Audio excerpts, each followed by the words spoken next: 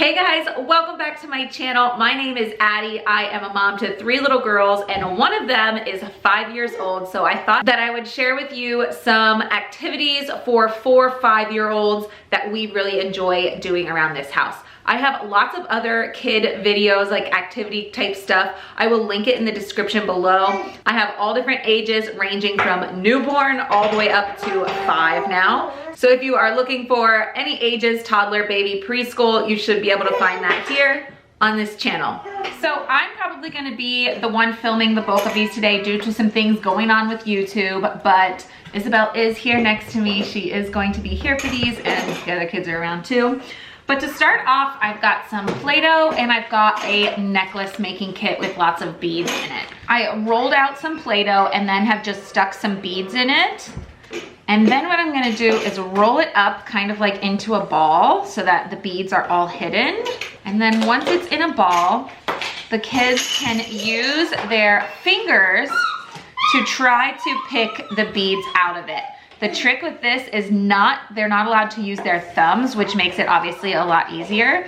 So only using their fingers can they pick through the Play-Doh to find the beads.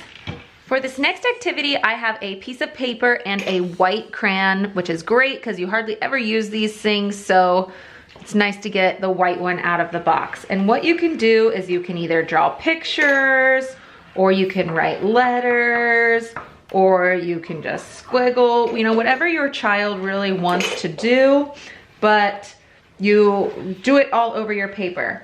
Once they've got that done, then you can take your watercolors and color. And when you do so, it will reveal the picture that you drew.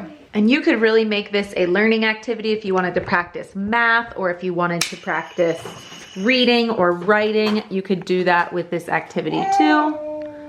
But as you can see, the mystery drawings appeared. Next up is Walkie Talkie play. Now, my littler ones like this too, but they're not quite old enough to figure out like how to press the button and actually make it work. So when they hit 4 or 5, this is really, really great. Not only is it good for like make-believe, just letting them play firemen or, you know, whatever, but you can also start to play games. So we have done hide and seek with this, where they will hide and then give clues and use the walkie-talkie to do that. We've also done I Spy, where it's kind of like a big outdoor game or around the house game, and you can say, I spy with my little eye something that is, you know, red, and then they go out in the field and they look for something, and then they use their walkie-talkie to say, is it, you know, whatever. The next activity is to have them draw their family, and this activity is one that can really grow with them. It's something you could do even from a young age.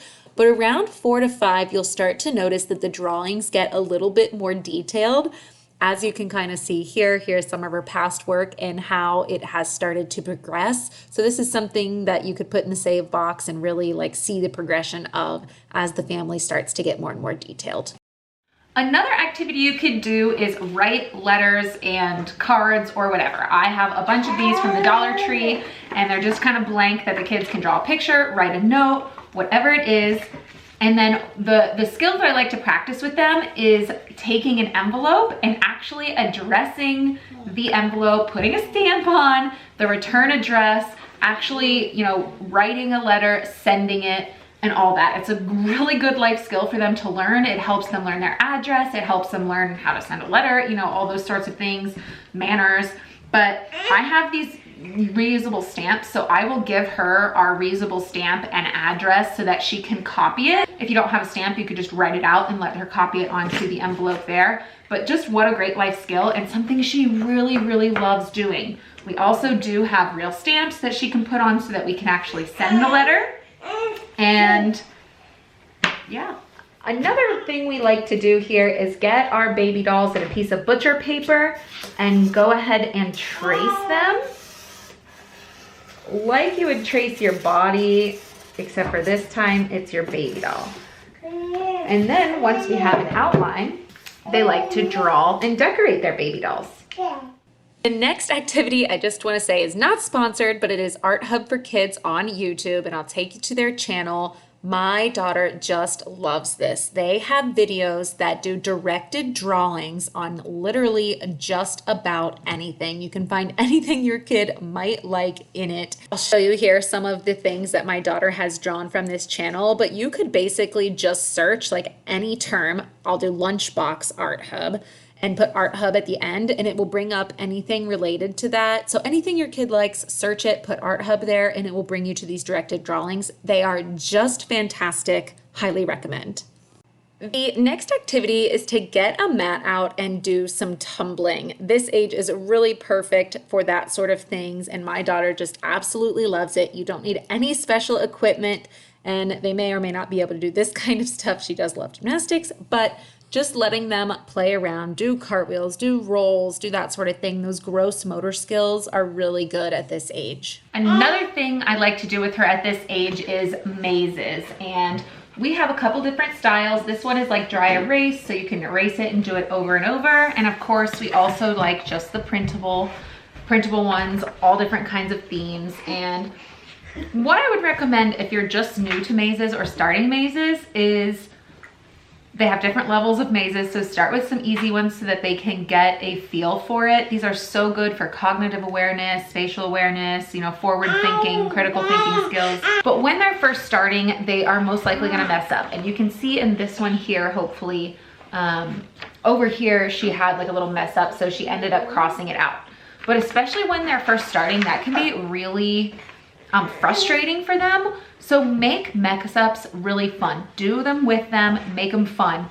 Ah, we ran into a wall. Back it up, back it up, back it up. Ah, where did we mess up? Try again, try again. You know, funny kind of voices like that, just to make it fun and that it doesn't matter if they messed up. They can still keep going, they can still try. Otherwise, it's just super frustrating for them and they might not want to do it, but it's really good for their brains. And like I said, you can go online. There's so many free maze printables, but for this age group, mazes are awesome.